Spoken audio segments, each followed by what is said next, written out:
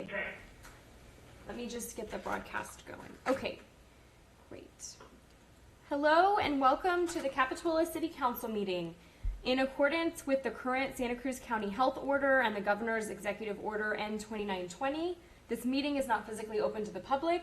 Council and staff are meeting via Zoom, and there are several ways for the public to watch and participate. Information on how to join the meeting over Zoom or with your phone is available on our website, cityofcapitola.org, on the slides now shown, and on the published meeting agenda. Thank you for attending this City Council meeting. Mayor Peterson, I'll turn to you to call the meeting to order. Thank you so much. All right, we will call tonight's meeting of the Capitola City Council to order. Can we have a roll call, please? Yes. Councilmember Bertrand. Aye. Councilmember Bottorff. Here. Councilmember Story. Here. Vice Mayor Brooks. Here. And Mayor Peterson. Here. Thank you. Let's go now to the Pledge of Allegiance.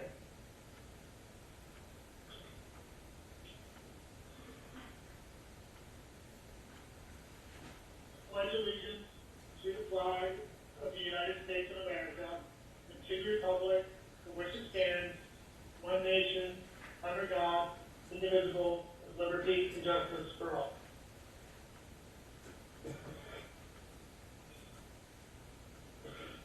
Great, thank you.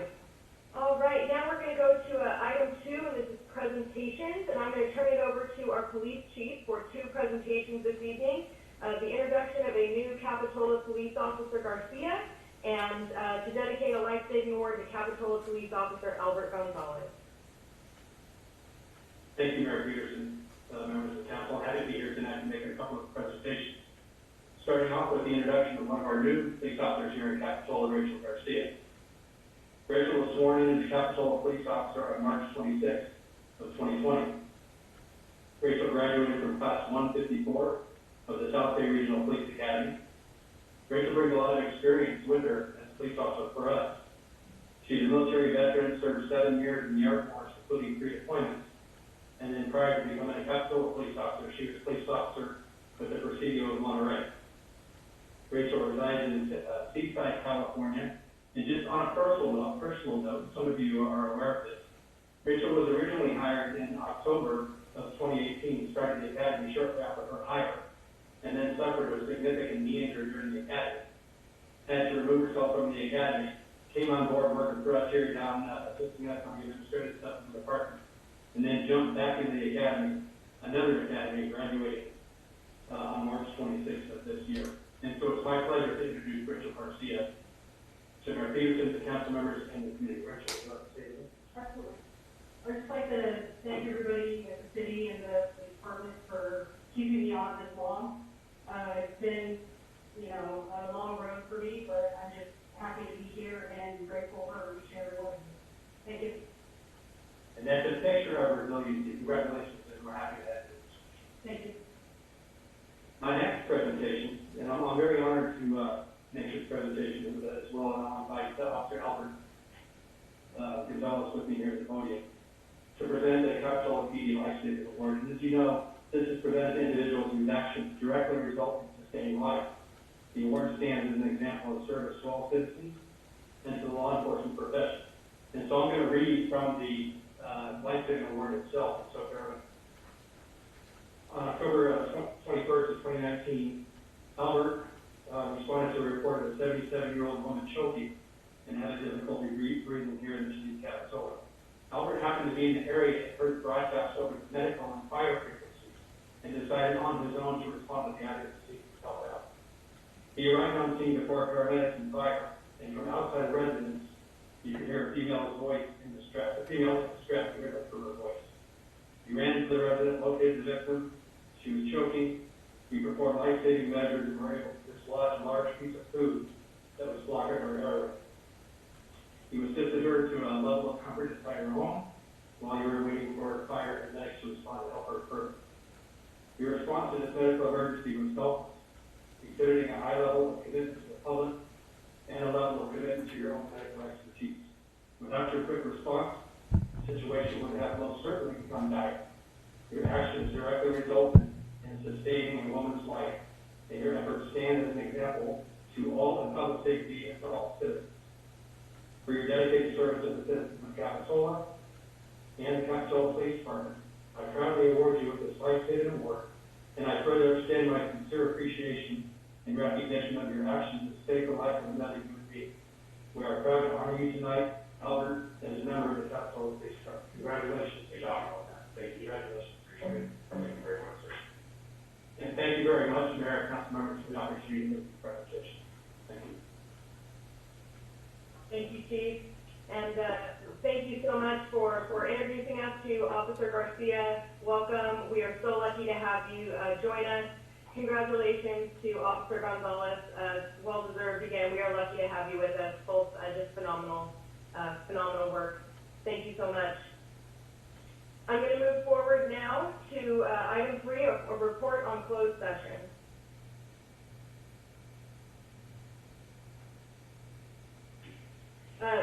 Jamie, you're muted still. We have the year. We had a closed session on, we held a closed session on the item on the agenda, and there was no action to report.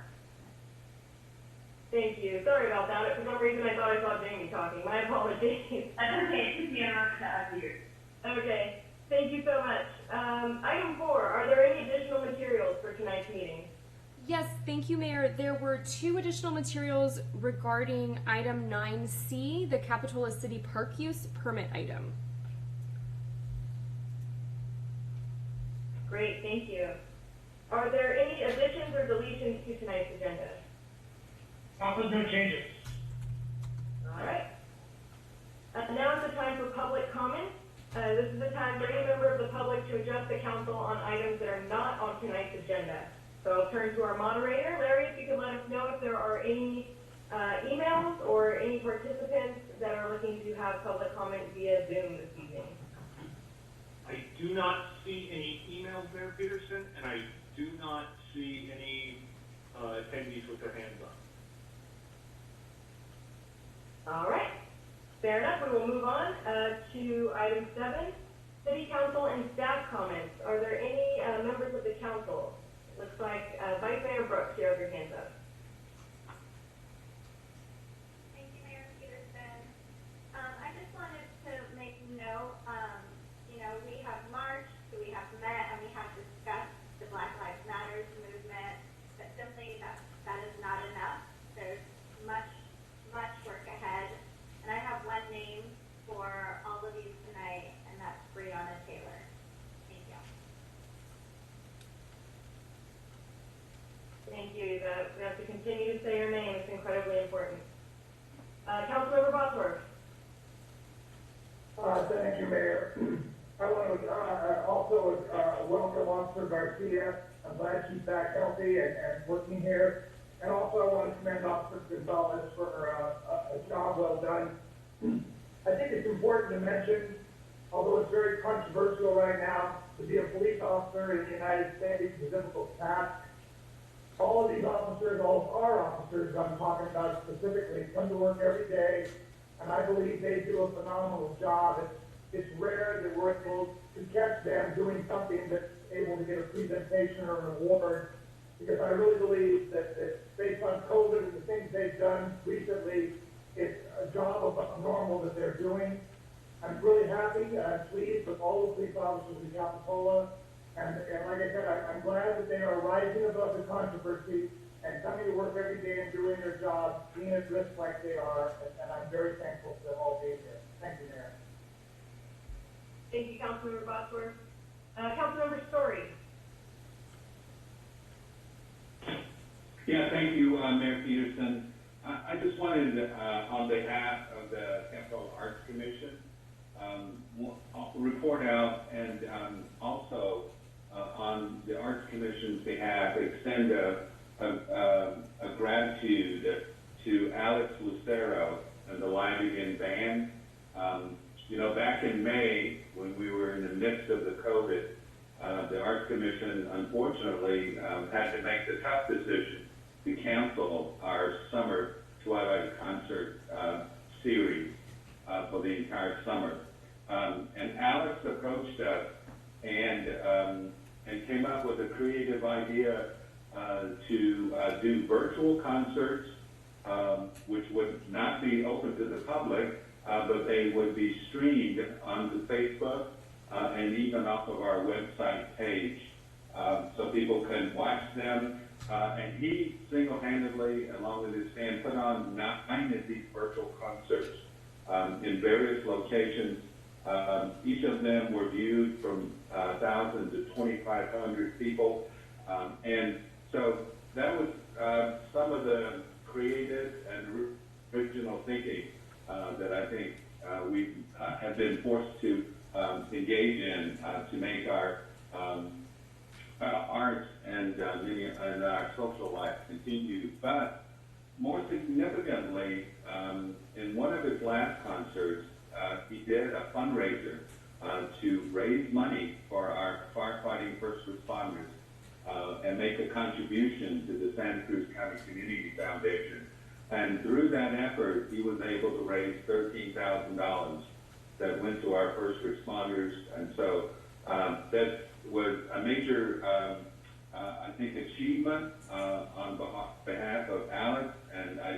And also want to give thanks to his band, Live Again, and hopefully someday we'll be able to actually see them in person. And I just wanted to share that with the council members and with staff and the public. Thank you. Thank you, Councilmember Story. Yeah, that's fantastic to find. We're all finding new and creative ways to get through the pandemic, and that's just another example of kind of a new way of thinking that allows us to continue to enjoy what we've enjoyed before, while at the same time giving back to the community and the first responders that are working so hard during these fires. So thank you for sharing that. I just want to say briefly, I had mentioned in our last meeting that a group of community members were working on conversations about racial justice and equity in Capitola, and that we would be doing that monthly through the end of the year. Unfortunately, it turned out that come October, when we would have done it coincides with a forum that the Chamber of Commerce is putting on, and when we would have done it in November is the day after the election, and we felt that people would probably need a moment to breathe regardless of the outcome. So we are moving our next conversation about racial justice and equity to December 2nd, and so be on the lookout for additional information about that. And I want to echo comments that both Councilmember Brooks and Councilmember Bosworth have made. One, I think it's, I say it as full disclosure. I come from a law enforcement family, and my grandfather worked for Capitola PD for 30 years, and so I have a lot of pride in that. I also acknowledge the need for change in systems all throughout our country, be it criminal justice systems, education systems, et cetera, and we need to continue to speak the names of those who have been wronged by the systems that we need to change. So thank you both for your comments. I think we can be, or at least from my own perspective, I'd like to say that we can be both, that we can find the need for change while still acknowledging where things are done right, and definitely with Chief McManus and our team, I see so much that's done right. Moving on, seeing no further comments from our council, I'm going to move on now to item 8, our consent calendar. The items on the consent calendar will be enacted in one motion in the form listed on the agenda, unless any member of the public or council member would like to pull an item for separate discussion. So I will first ask if there's any council members that would like to pull an item from the consent calendar. Oh, I see a hand up. Councilmember Story. Yeah, I don't necessarily want to pull an item, but I did have a correction to the minutes of the September 10th meeting on the agenda packet page 11. It quotes my comment that Councilmember Story clarified, excuse me, that the city attorney can dismiss complaints. Well, we were actually, that was a discussion about the council action on complaints, and not the city attorney. So I just wanted to make that correction. Thank you. Thank you. I will fix that before finalizing. All right, thank you, Councilmember Story, and thank you, Chloe. Any other items on consent calendar that anyone would like to pull? See council, oh, no? Nothing? Okay. I'm going to turn it over to our moderator, Larry. Is there any member of the public that have requested any of the items pulled from the consent calendar? I do not see any hands up, and I do not see any email vendors. Okay. With that, we'll entertain a motion to approve consent calendar.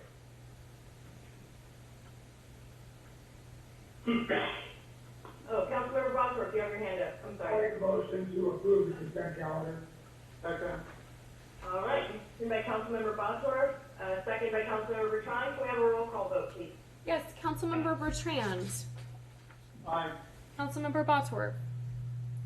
Aye. Councilmember Story. Aye. Vice Mayor Brooks. Aye. Mayor Peterson. Aye. Thank you. Thank you. Okay, we're going to move on to our general government items tonight. We're going to start with 9A. Consider a partnership with Santa Cruz County Parks for Recreation's out-of-school time program. And I will turn it over to staff. All right. Thank you, Mayor, council members. Let me go ahead and share my screen with you.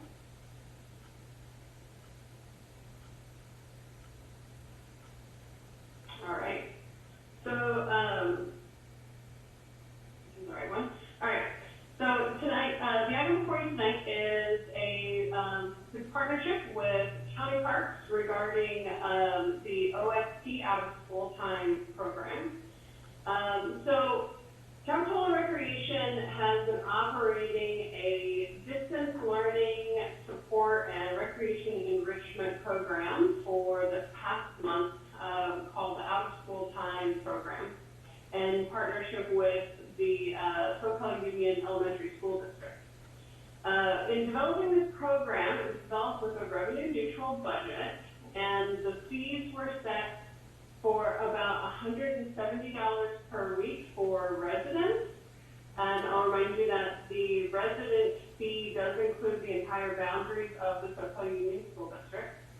And then about $215 per week for non-residents. There's a scholarship program that is also available to support this program. Many individuals have applied and have been awarded scholarship for that. There are other similar recreation programs in the county, both municipalities and nonprofits like the Boys and Girls Club. And those programs are subsidized and operated about $100 per week. And so for the item, staff has developed a potential partnership with the Santa Cruz County Department of Parks, Open Space, and Cultural Services, also known as County Parks, to enter into a partnership to support this OST program. It would be for the remaining months of this 2020 year, so for October, November, and December. And any individuals that are currently registered or would be registering for this program would register and pay about $20 per day for the program. City staff would be managing the ActiveNet registration system, but it would actually be County Parks registration system. So they would be receiving the fees that individuals are paying to participate in the program. And then, in turn, County Parks would be reimbursing the city for all of the direct OST expenses that were incurred through December 31st. So this would include the direct staff, the senior leaders and leaders positions that are working with those youth, and then the program expenses and such. So if council does accept the staff recommendation, then a budget amendment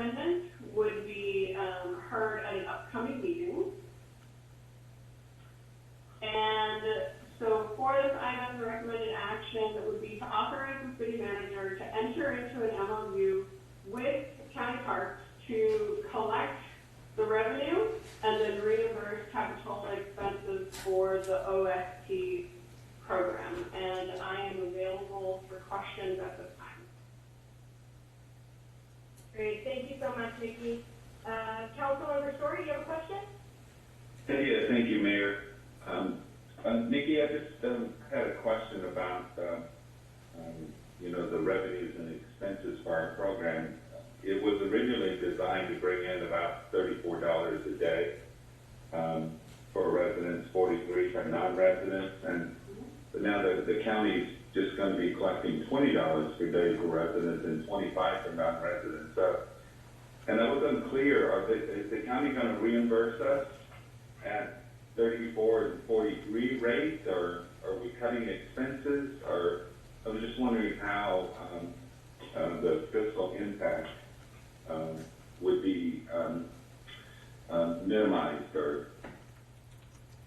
Yeah, so the fees that we developed were based on the expenses. So the expenses remain the same, and the county will be reimbursing for the total of the expenses that it would take to operate the 6 pods that we have in operation, and for the staff costs and the programmatic expenses that would be related to that.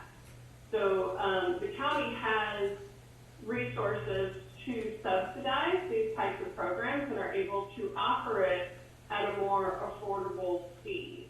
And so they'll be doing that fee collection and then just reimbursing us. So in a way, we are staffing their program for the next 3 months.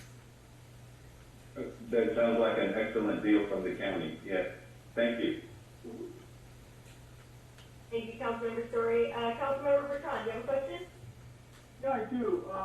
If we agree with this program, would it make sense to reach out to some of the earlier requests to get a scholarship but we didn't have enough money?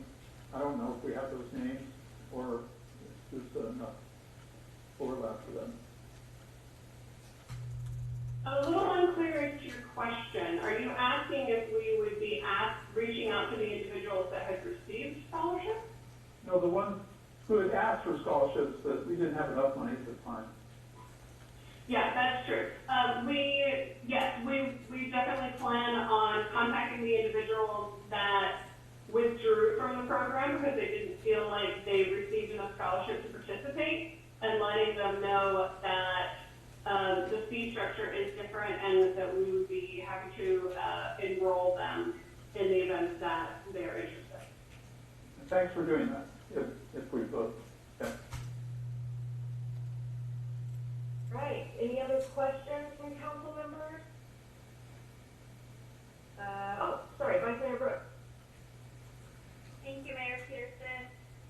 My question is for Nikki is, I see that the money, well, it's a one-time money through the end of the year. Has there been any word on, is there a second installment coming? Has there been any talks about that from the county yet? No. So the fund, this particular MOU will involve just for the remainder of the year, and it's related to, I think, the criteria for which they can reimburse those expenses. And so currently, the idea would be that we would be returning to our original fee structure after January without the county subsidization. Okay, so they've made no mention of a next pot of money being available, correct? Not at the time, no. Okay. And how many people how many students did withdraw because of the lack of funds or scholarship? We lost about 8 families because of the lack of scholarship funds. And what's the current enrollment? How for capacity? How full is the program? We get registrations almost every day. At the last count that I saw, we had about 40 enrolled, and I know that we have a number of families that are planning to register when we open October's registration. Currently, it's closed. And Nikki, lastly, can you talk a little bit about that? There's a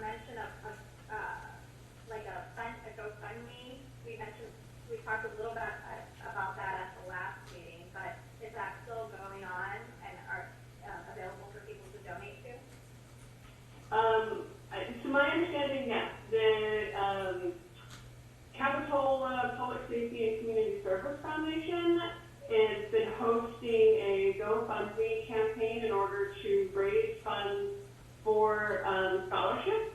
And to my best knowledge, it is still available for extra donations. Great, thank you, Nikki. All right, any additional questions from council?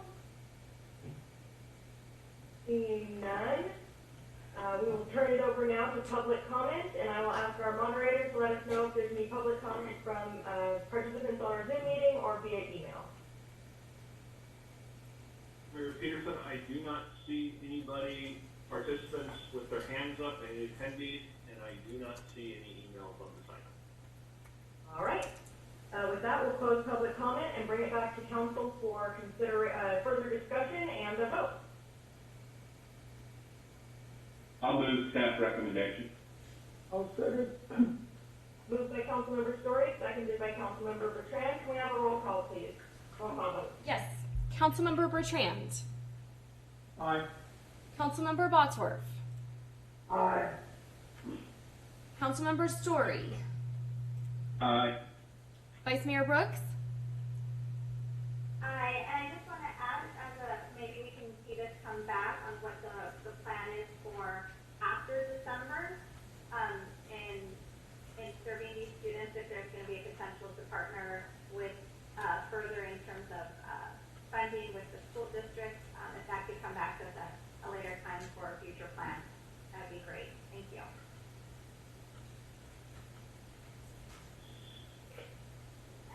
Great. And Mayor Peterson. Aye. Thank you. Thank you. Passes unanimously.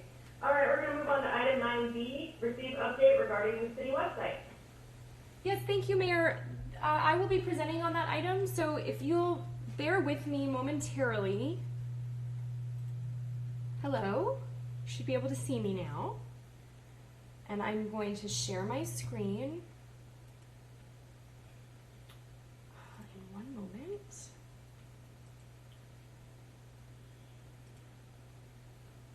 Are you seeing the slideshow? Yes. Great. I'm going to try to hide myself so that I'm not distracted. Okay. Thank you, Mayor and Council. I'm very excited to present to you the work we've done on the new website design for the City of Capitola website. I'm so sorry, one second. I am not able to move through the slides. There we go. Okay, so to remind you some background, our current website was launched in 2013, and as recently as late last year, staff was preparing for an eventual website upgrade to bring the website into the current age. We all know what happened and what changed in March of this year. COVID-19 changed everything and made it abundantly clear that the website was a huge resource for members of the public and really one of the only ways for them to get their information, certainly when City Hall was closed, and now we are relying on it more than ever. Thanks to you, on April 9th, Council authorized emergency grant funding for some website updates. So, our purpose and goals were pretty clear from the beginning. We wanted to create a clear and concise resource for the public. The information should be easy to find, and we wanted non-employees to be able to find what they were looking for, not only people that know exactly how staff refers to a certain permit, but someone that's just needs some information. They should be able to find what they're looking for quickly and easily, and we wanted the website to look nice as well. So, what have we done so far? Staff has done a lot of research into what the individual needs of our special certain departments are, what the pain points were and are currently. We identified the goals I just mentioned, and we did a lot of content cleanup, including removing old information, no longer used forms, making all of our PDFs fillable so those logging into the website could fill in a permit and email it to staff. That was a big, exciting thing for us as citywide. And much of that content cleanup actually addressed most of the grand jury recommendations and findings that you'll remember from their report from a couple meetings ago. We also had several meetings with MuniCode, who is our website provider. Our representative Amin has been really great and super helpful. We did a lot of design analysis and tweaking, and of course, staff also met with the council representative, Vice Mayor Brooks, who gave very important feedback that we tried to address. So, I probably don't need to remind you, but I'll just go over our previous/current homepage. Why do we need a new one? It's pretty old-fashioned, it's kind of clunky. My personal pet peeve is that we have menus on the right-hand side of the screen when in our culture we read left to right, so that's never made any sense to me. Lots of text, and it just really kind of needed a refresher. So, without further ado, I'm going to present to you what our new homepage is going to look like. Keep in mind, this is a screenshot, it's not a live view. So here's our new homepage design.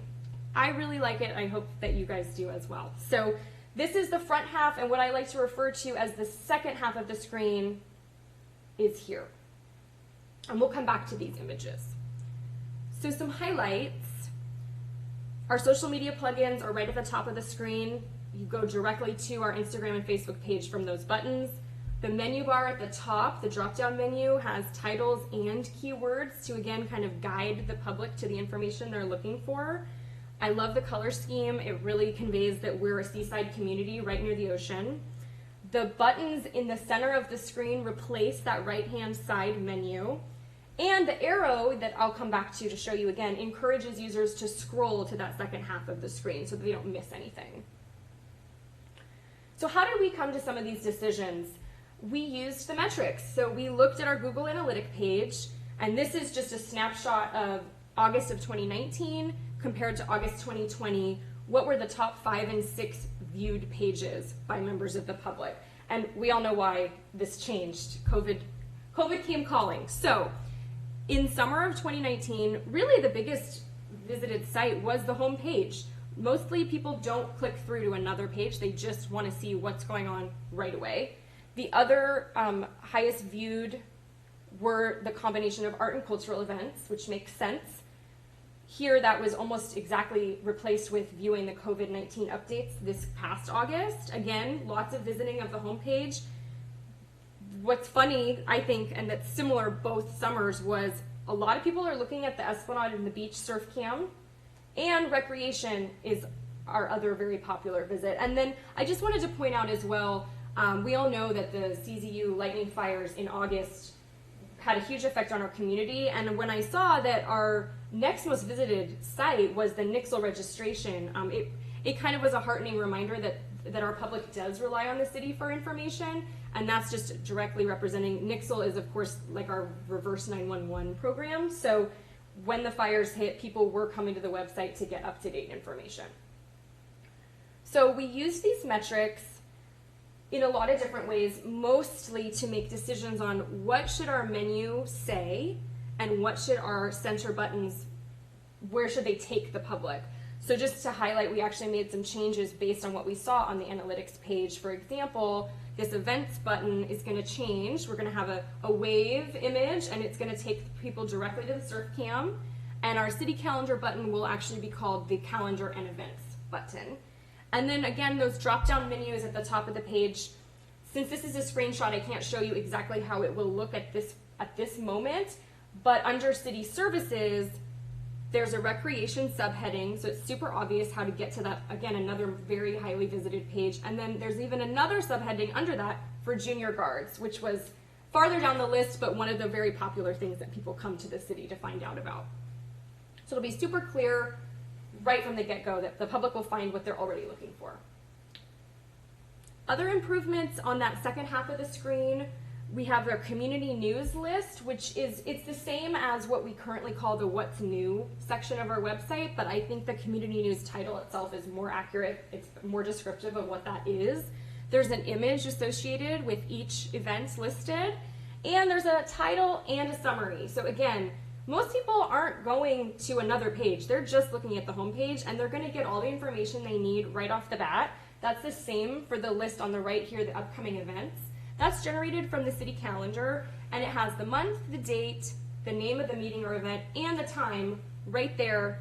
You just have to glance at it and you can join the meeting or go to the event with pretty much everything you need to know.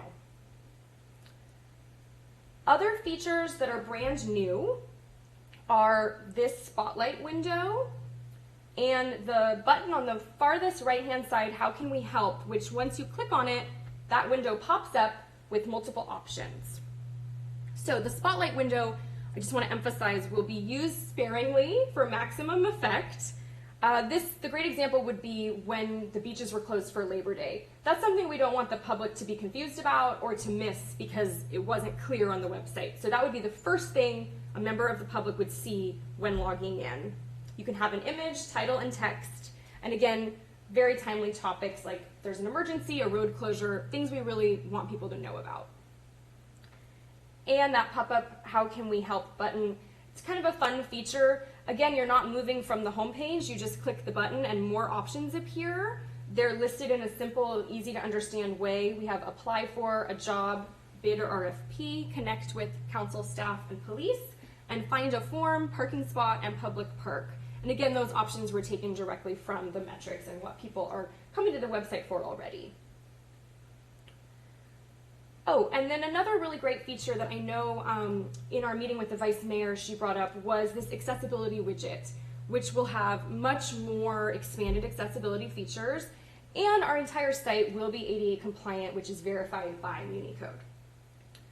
Another feature that's exciting is there's multiple images that will show up in a more modern way. It's a little old-fashioned to have the images scrolling by once you're on the homepage. So instead, what Unicode is doing for us is we're going to have a deck of images, and each time you go to our website, a new one will appear. And these are taken directly from a social media photo contest that we did earlier in the spring. So with that, I'm really excited, and I hope that you are too. I'd love to hear questions and comments. Thank you. Fantastic. Thank you so much, Chloe. Let's go to council for any questions we have. Councilmember Story, you have questions? Yeah, thank you. Just one, Chloe. I mean, first of all, this looks very exciting. It looks very fresh and vibrant. The one question that I did have was about the search feature. Yes. Or the search box and the pop-ups. Is that, are we going to be using the same I guess algorithm that we had before? Is that going to be updated and changed?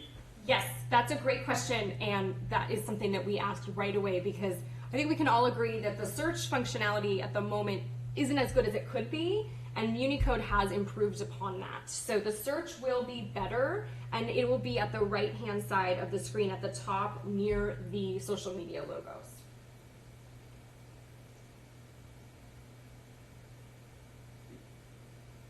All right, we will go to Councilmember Bertrand. You have a question? Yeah, follow up on the search thing.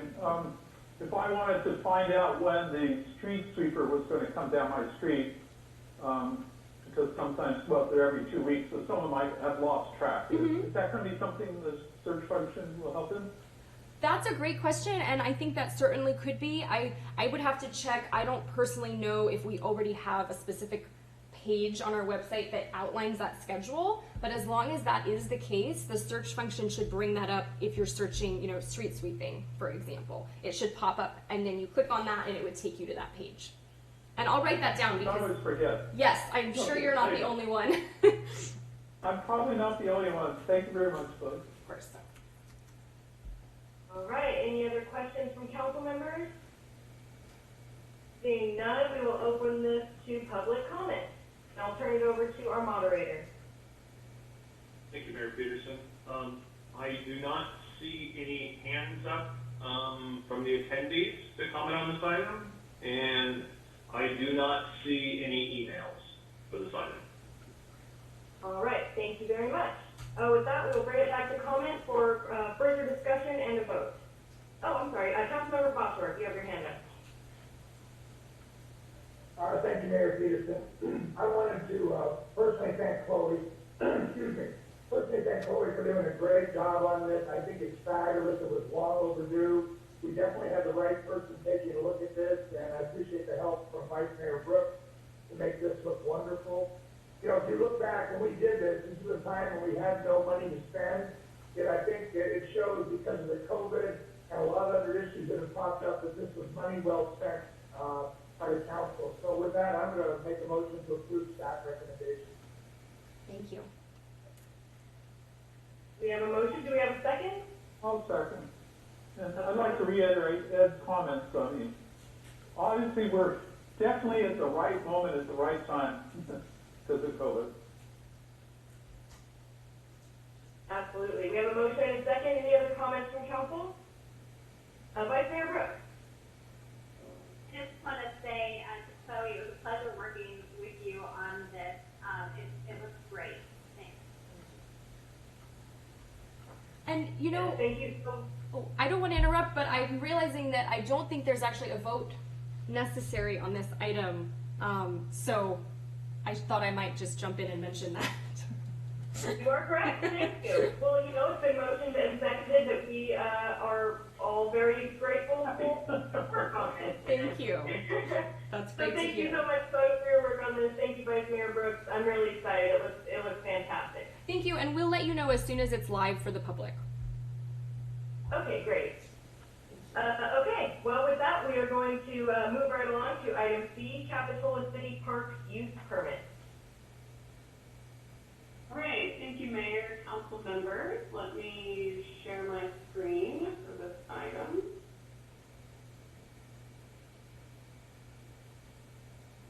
All right, so the item before you tonight is Capitola City Park Use Permit.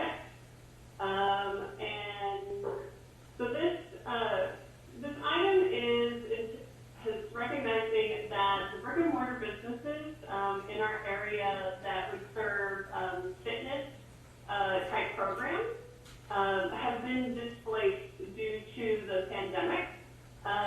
And state guidance encourages fitness classes to move outside in order to enhance social distancing, as well as outside is a more low-risk environment for fitness and exercise, or in general, being outside. The parks have also seen an increased demand for field rentals, as well as classes, and then on top of that, the public making use of public parks and open spaces.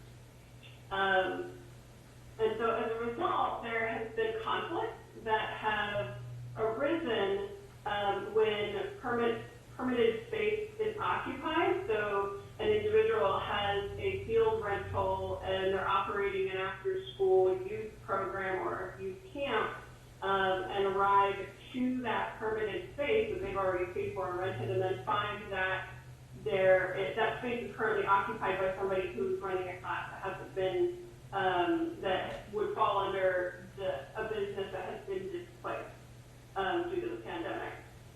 Staff also respond pretty regularly to inquiries and complaints about activities in the park, concern about those complaints coming from individuals that have been permitted, or large groups of individuals that are gathering in parks, conducting businesses. These displaced businesses have also found that the current options that we have available have been cost prohibitive. And in all of this, it's a pretty common experience across the county, and county parks, as well as the city of Santa Cruz, have already implemented similar programs to what I'm proposing this evening. Now, so just to give you a little bit more background about the current programs that we have. So an individual currently could do a sports facilities rental, so they would be renting a field. This is common pre-COVID, where it would be like a soccer program, and they would be renting the field and then operating soccer training or organizing teams. In the current situation, these individuals are renting the field in order to operate under the guidance of a skills and drills youth program. And we have various rates for nonprofit youth, nonprofit organizations for field rentals, and then commercial for those field rentals, and that commercial rate is $34 an hour. Another avenue in order to operate a program in a park is through our class program. And this would be an individual who might be interested in running a Zoom program and had traditionally done that Zoom program through the community center. But in order to operate their program, they're going to move it outside and run their Zoom class, run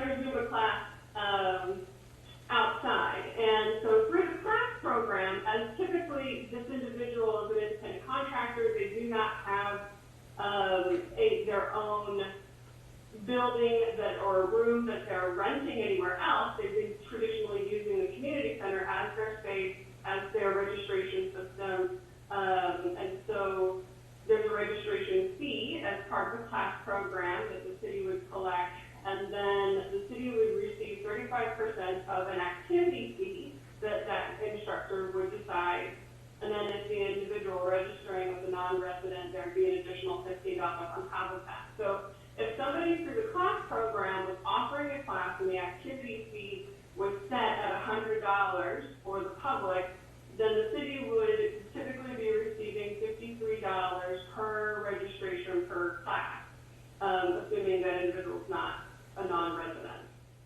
And so this proposed park permit takes into consideration that these top two can be cost prohibitive for individuals that have been displaced from their indoor space, looking to do fitness activities, and trying to still allow for space, so that there's a lot of scheduling that would occur in the park with all the different demands on that public land.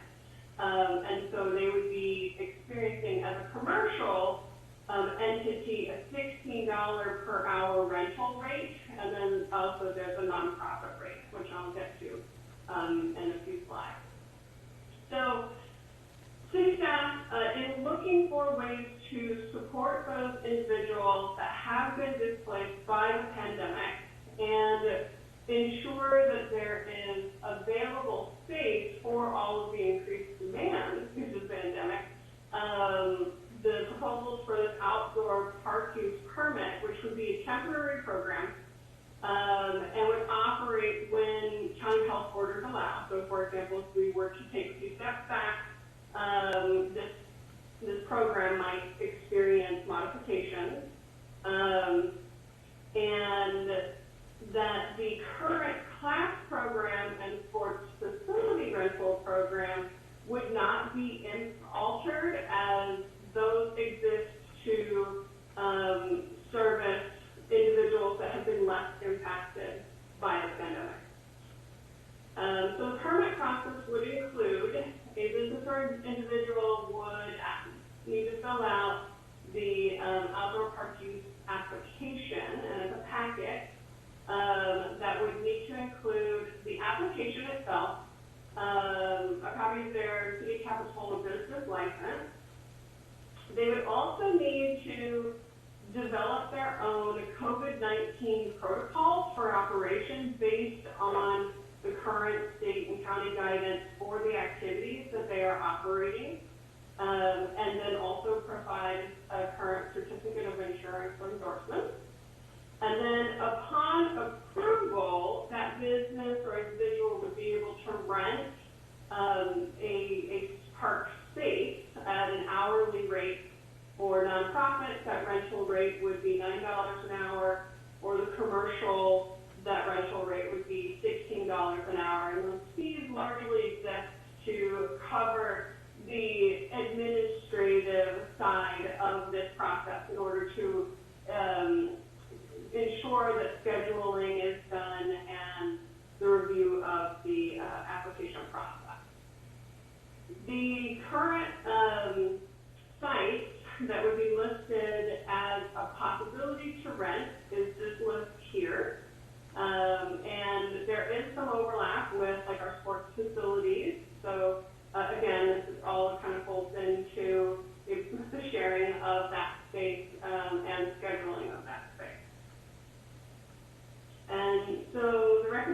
action for you is to approve a temporary city parking program for fitness and exercise classes during the COVID-19 pandemic.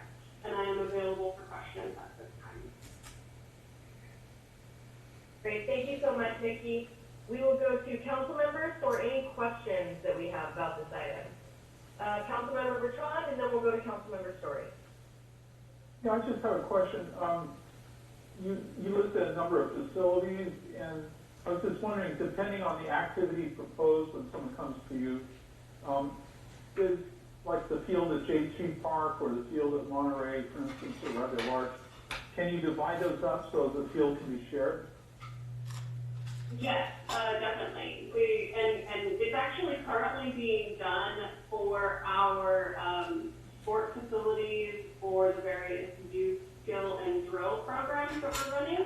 Considering that they're limited to cohorts of 12, they don't need the whole field.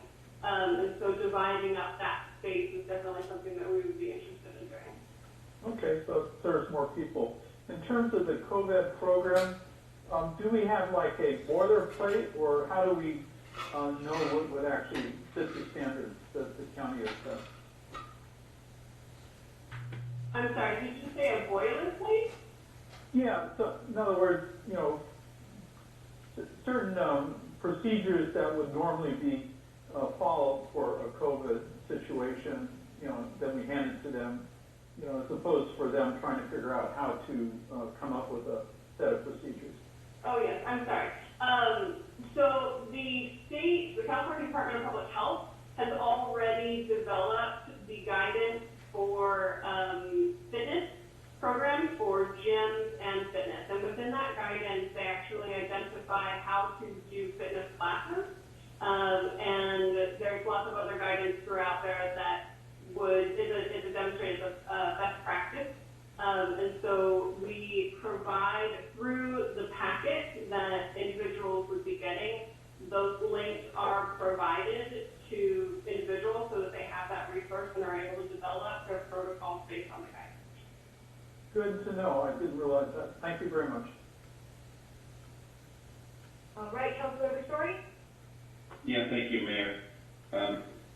Nikki, this seems like a good opportunity to help commercial recreational businesses and give them some additional space. But I was kind of analogizing this to how we help the restaurants in the village by allowing them to move out into the street. And I was wondering, did we charge the restaurant villages for that street space? I'm going to defer to the city manager for the answer to this question. I believe the answer is yes, but I'm not positive.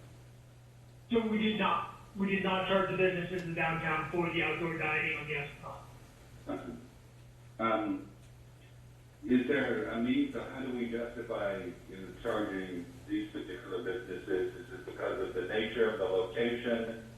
And it's something that we already charge for, but it seemed almost to me that it would be maybe an equivalent situation during the COVID-19 time frame.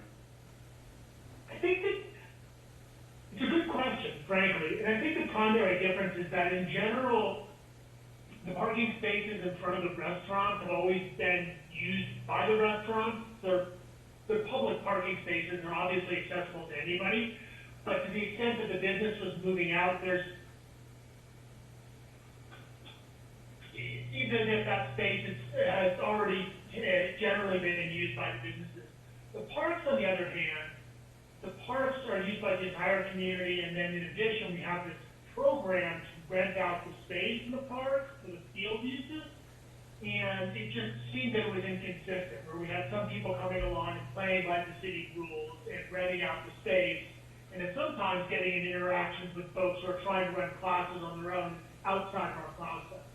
So really, I think more than anything, we were trying to fold it in and make it consistent with the other processes we have in place for people to rent public facilities for their private businesses.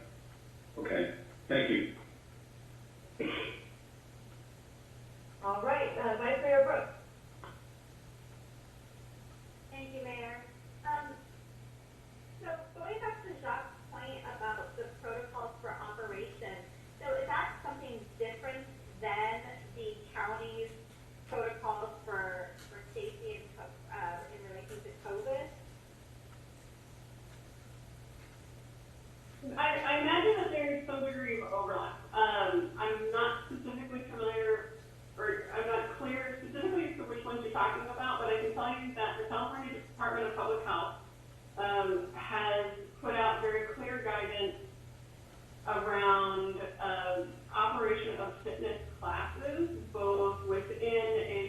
environment and then outside of a gym environment. And that the county, in most of these cases, defaults to what the state guidance is. In additional, it incorporates the county guidance that for social distancing, mask wearing. Right. No, I understand that. So my point is that in the application package requires COVID-19 protocols for the operation of activities, and I'm not sure that that would be necessary if already the county has them. So I'm not sure if that requirement is necessary to ask of the applicant. Oh, I understand what you're saying. So, this is something that we actually do for all of the current rentals in the park, primarily because the guidance for different activities has changed so frequently. Even for our own programs, for like our day camp programs that we run, our junior guard program, staying on top of those protocols is kind of a key part of operating safely. So like throughout the summer, when we started the program, we weren't required to wear masks, and then needed to incorporate that youth needed to wear masks to be part of the program and have that be part of the protocols for operation. And a part of that protocol is communicating to the individuals that are participating in it. And so for our field rentals that youth, the individuals are doing for youth, that exists in much the same way in order to have a clear document that they are communicating to their participants the expectations in order to participate in this program. So that, because oftentimes people are confused as to exactly the way that they're supposed to behave, and when you put them in certain circumstances, we have found that it helps to be clear through a protocol document as to the expectations for that particular class or rental or activity. I see, and so maybe we'll circle back on during comments so that we just don't create a more cumbersome process for applicants when protocols already exist, and since this is a part-time, this is a temporary permit process, I think, and because of COVID, that those protocols already exist. My follow-up question is, what justifies a group? So you mentioned 12 people have did you look at a tiered fee structure? And the reason I ask that is because, if there's one instructor to one person, do they have to get a permit versus the one teacher to 12 people? I'm just wondering if that was looked at all. No, it wasn't looked at. We modeled this very similarly to what the city of Santa Cruz and County Parks was doing. And I would say that the business that is catering to like one person, like a personal trainer kind of circumstance, is not the business that would need that level of structure and scheduling in order to accommodate all the other activity on the field. It's really more of a class size when there's a group of individuals that are participating in a yoga class or something like that in the park, and they're taking up a significant portion of the space. And so to answer your question, it is definitely more geared towards that group, and modeled mostly after Whitaker. And so in the other examples from the city that you've mentioned, do they define what group is? Do they say a group or their permit process is for 6 or more or anything like that?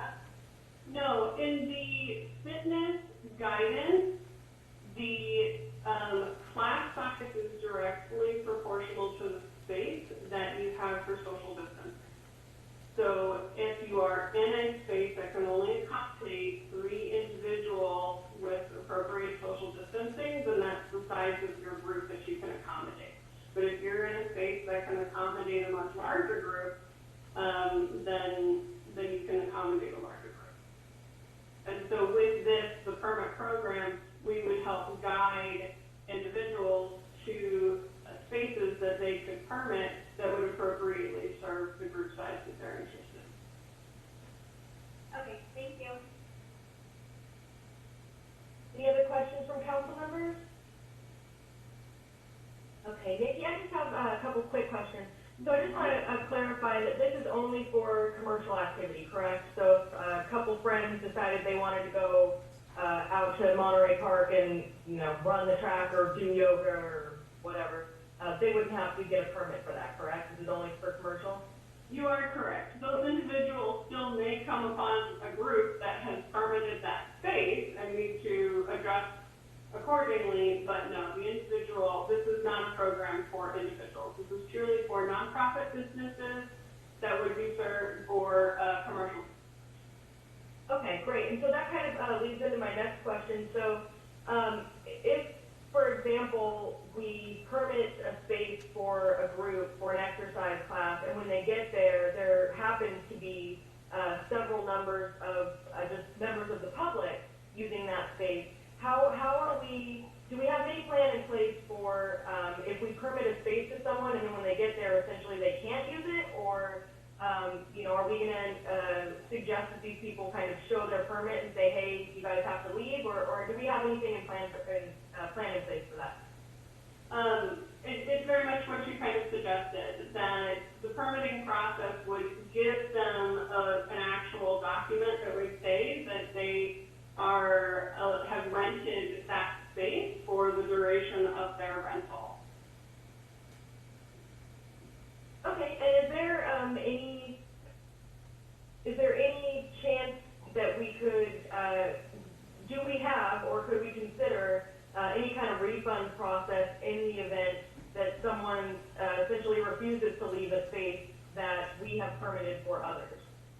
Like if they can't use the space that we permitted for them because, a small softball team says we're not leaving, we've been here for years, is there an option for the people we permitted to get a refund of their fees? Yeah, we can definitely do that. Okay, great. Thank you so much. All right. With that, saying no further council comments, we will go to public comment. And I will turn it over to Larry. Yes, Mayor Peterson. Council, I do not see any participants with their hands raised, and I do not see any emails on this item. All right, then. We'll bring it back to council for additional discussion and the vote. Does any council member have any comments? And we'll go to Councilmember Bosworth. Yes, thank you, Mayor.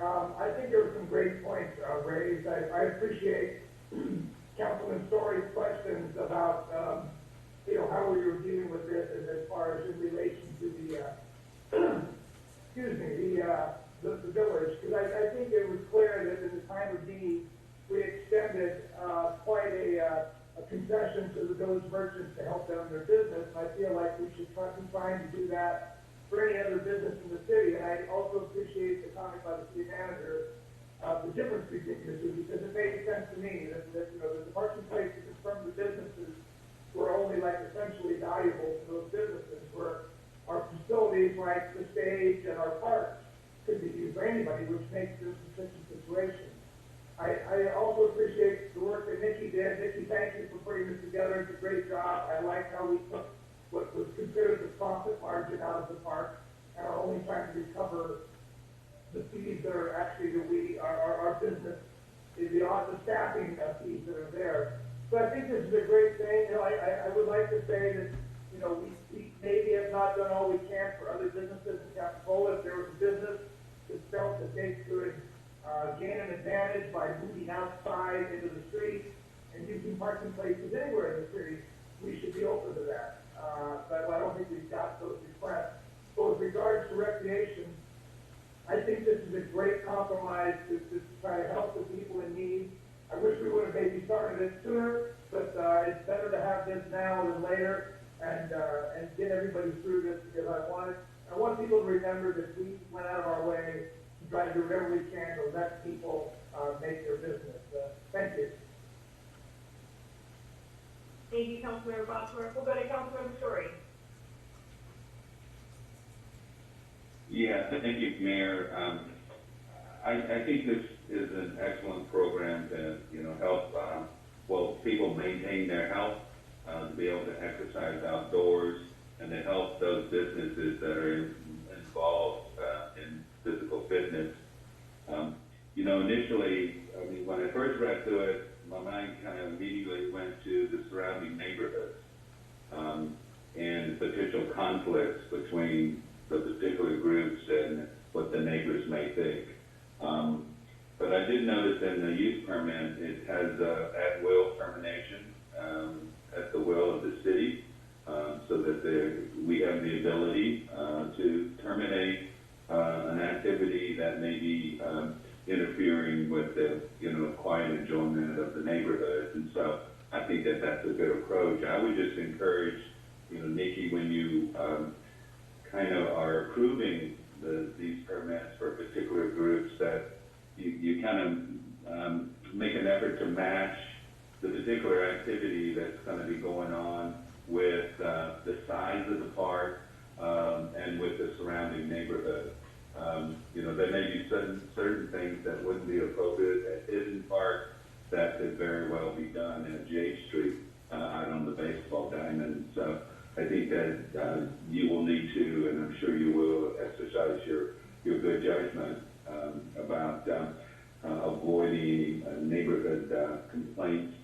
And as far as, I would also hope that we could try to avoid as much conflict as possible between the members of the general public that may be using the park, and then when we have paid groups coming on, and in the effort of maybe trying to avoid a conflict there, if there's some way you could maybe rope it off or post it or somehow post and let people know in advance that it's reserved at this time for a different reason. And then, people generally, if they have a heads up about those things, they may be more willing to step aside. So I think those are my comments, but and with that, I would support the staff recommendation. Thank you. Thank you, Councilmember Story. Is that a motion or just a word? Let's make it a motion. I'll move that we approve staff recommendation. I'll second. Okay, we have a motion by Councilmember Story and a second by Councilmember Bertrand. Councilmember Story, can I request a friendly amendment that we add, that we look into opportunities for refunds for those who pay for permit fees and then aren't able to use the space? Oh, absolutely. I think that's only fair. Yeah. Thank you. You agree also? Okay. So we have a motion and a second. So can I, any further discussion amongst council? Seeing none, let's have a roll call vote, please. Great. Councilmember Bertrand. Aye. Councilmember Bottorff. Aye. Councilmember Story. Aye. Vice Mayor Brooks. Aye. And Mayor Peterson. Aye. Great. Thank you. Passes unanimously. Thank you so much for your work on this, Nikki. Whoa, sorry. I have a new puppy that has something to say about that as well. So we're going to go on now to item 9D, consider a resolution approving an application for the State Park Per Capita Grant Program. And I will turn it over to staff. Good evening, Mayor and Council. I'm going to go ahead and share my screen here.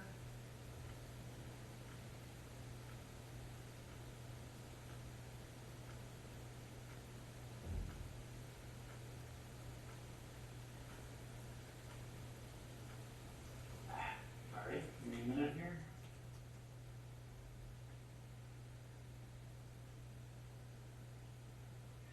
The item before you tonight is consideration of a resolution authorizing staff to provide the application information necessary for Proposition 68 per capita state parks grant. A little background on the grant. Proposition 68 was passed in 2018 providing funding for drought protection, water resources, park development, and climate and coastal protection projects and programs. The funding includes a per capita apportionment to the cities, counties, and recreation districts. Probably water districts too are in there. Capitola and all other cities that we have expressed an interest about a year ago that we wanted our per capita amount, and each city is receiving $177,952. The application to get this funding is due in December of this year, and the projects need to be completed by December of 2023, and then the paperwork wrapped up by 2024. The adoption of the resolution in the packet is required as part of the application packet. Prior CIP discussions that we've had have anticipated this funding going to the Richmond project. We've always kind of mentioned that as we're going through the CIP, we're waiting for the Parks grant to move forward with that project. Now, I'm aware that some of the council haven't been part of the development of the Richmond project. It's been on the books for quite a while, so I was going to give us a little background and give you a site plan of what the Richmond Park project entails. The current project was initiated in 2015 when we received another state parks grant, which we've already utilized. In that early part of 2015, we held 2 public workshops down in the community room where we kind of put out some ideas and got the input from the public on their visions and uses that would be good at the park. A public hearing was held before the City Council in May of 2015, which time the scope of the project was finalized. Some of the key decisions the council made was to modify the existing Wharf Road wall to kind of lower it in places, inclusion of a bocce ball court, inclusion of a small amphitheater down by the building, and to defer future development of the fountain area as part of this project, mainly due to cost of reestablishing the fountain, water concerns, and trying to develop that as an art project once the park was developed. Permits and CEQA were approved for the project in October of 2015. In 2016, an access project to the site was completed, as I mentioned, using another state parks grant. This included the ADA pathways from the Knoxville Shopping Center all the way up to Wharf Road. This was a requirement. The first part of the park development was to make sure we had ADA access to the site. The current project plans and specifications are 90% complete.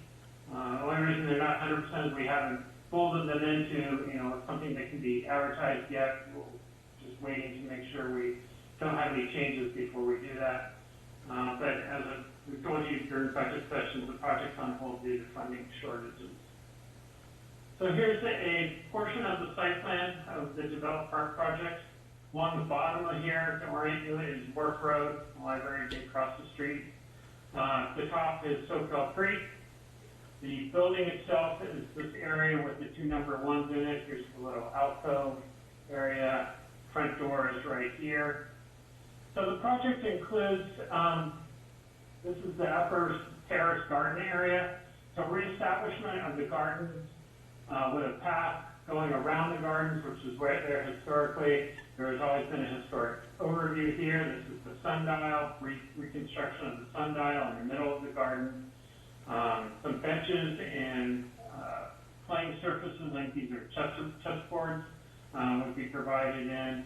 The plantings that will be planted, it's not going to be the same planting we're doing, water conservation plantings and sample projects here. So the plantings, but this will all be vegetated, and along with the hillside that goes down to the mansion. The fountain, we will reestablish the walkway around the fountain, but the fountain itself has been removed, will remain vacant until we ascertain what best to do with it with the project completed. Put a fountain in there is about another $500,000 to this project, and we decided, for obvious reasons, not to pursue that. The stairway down to the mansion, the grand stairway as it's called, would be rebuilt in conformance with the historic standards. So all the projects being done with conformance with the historic site. As you know, the entire site of the Richmond Mansion is a historic resource. Then we will reestablish the walkway down here. Access to this patio will be provided, as will an AD access path coming down off of the pathway from Knott Hill. So we will have ADA access down to this area. The project does include an amphitheater, probably about a 30-person amphitheater built into the hillside here, which can be used for various teaching or other sessions. Just want to mention that this is the area of the back patio. I think most of you have seen. We are not providing access to that. That's just too hidden back there and out of view. So we will keep the back part of the project blocked off. In 2016, we did complete the ADA improvements along the Wharf Road, the ADA pathway down here and down to the pathway that goes to Knott Hill. So that portion of the project is complete, and we're just now trying to finish the rest of it and gather the funding for that.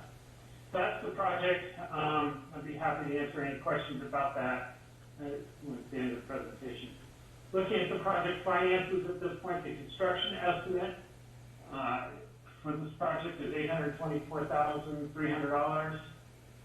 Over the years since 2015, we've had multiple general fund allocations. We currently have $456,290 in general fund allocations earmarked for this project. So this Prop 68 grant will give us another $178,000, bringing us up to $634,000.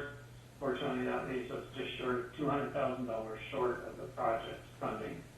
There is another portion of the Prop 68 grant that is a competitive grant process. My staff has been following that, and we are prepared to make an application to that for the remaining funding that we need. It's a very similar application that we need to fill out for this. A little bit more information is required, and one of the bigger point things is a community is qualifying for it from the community, pointing out on the word needs assessment. So we'll go through that needs assessment and determine the community needs for the grant, and that will have an impact on that. So with that, our recommendation is adopt a resolution authorizing submission of an application to the California State Parks for proposition per capita grant funds. And I'd be happy to answer any questions. Thank you, Steve. Looks like Councilmember Story has a question, and then we'll go to Councilmember Bertrand. Hey, thank you, Mayor. Steve, it's really exciting to be able to see some further improvements there at the Rissa Mansion. And so thanks for going through the particular improvements that are going to be happening with this grant money. But my question goes to, even with this grant money, we're going to have a $190,000 shortfall. Will that create any kind of timing issues as far as being able to spend out the per capita grant? Or can we stage this so that we can fully utilize the grant money, but still maybe work on coming up with that shortfall? And one follow-up, I assume that shortfall or all these expenditures do not include putting back the fountain. Yes, the fountain was removed from the project. Yes, and we can phase the project. We can, pick parts of it to bid out as we get close. It's kind of what we did with the ADA project. So yes, we can phase it if we're unsuccessful in identifying the funding. I'd probably give it at this point a year for us to identify the additional funding we need, either through grants or local allocations. And if not, then we will phase the project so we do not lose this money. That's great. Thank you. Councilmember Bertrand? Yeah, thank you, Mayor.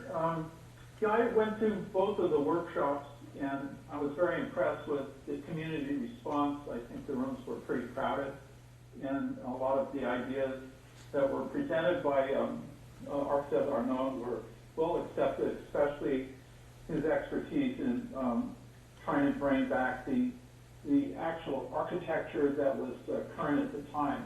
He's seemingly quite an expert in doing this and has had a lot of experience So I just had a question.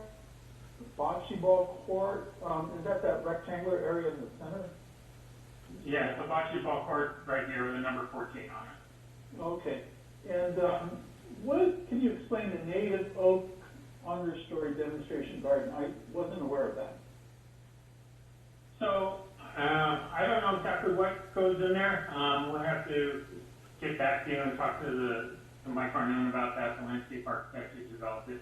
But I think it's developing where we have ivy now under all the oak trees, is getting rid of all that ivy and planting something more native that can survive under the oak trees, but not overtake them like the ivy does. It's mainly removal of the ivy is the biggest thing.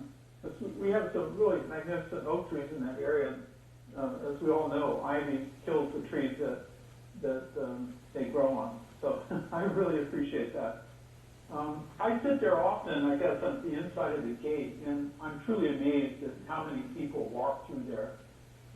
All age groups, carriers, babies in carriages and stuff like that, young people, older people. It's just amazing how much this park gets used, and the fact that you've been working on this project for so long, when it comes to fruition, it's going to be a great addition to the city of Capitola.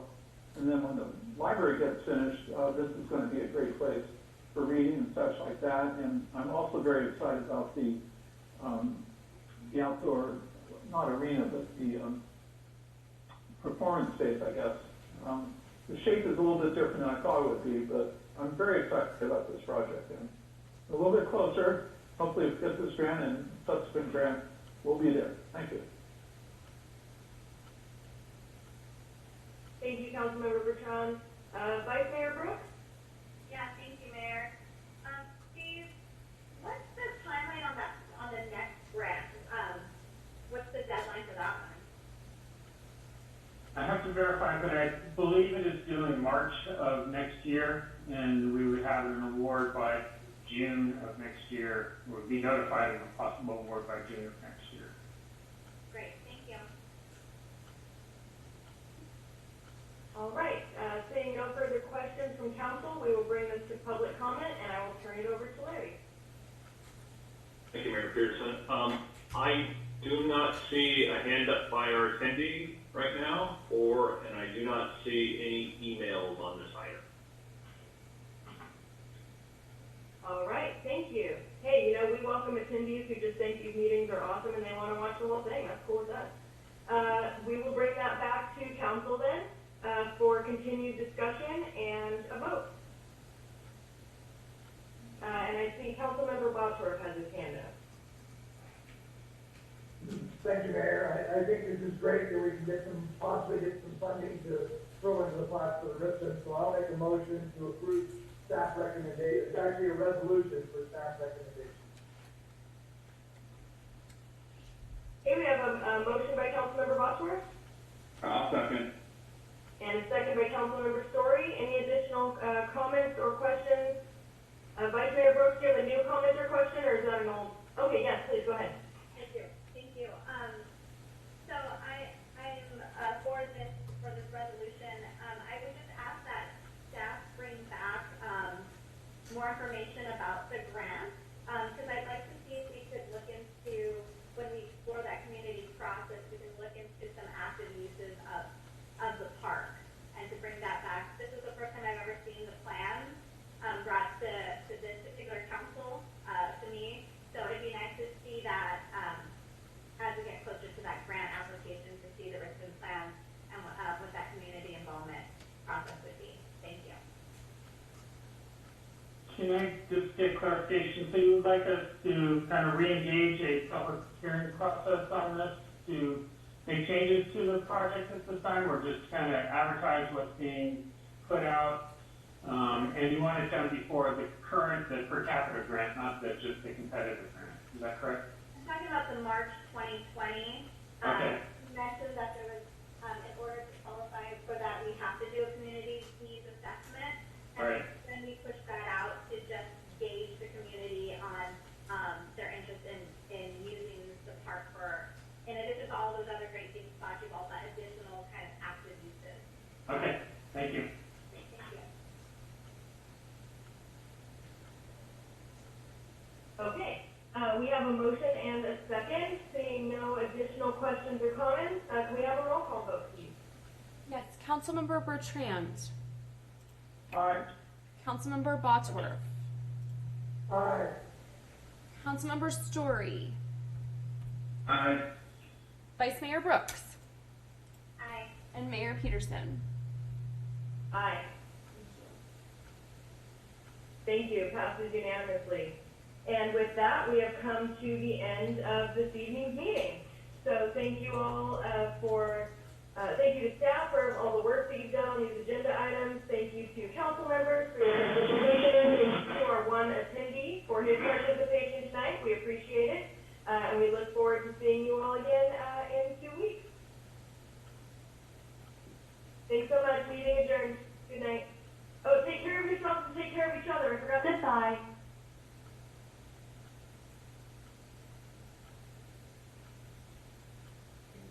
You're off. I did not mean to. Okay.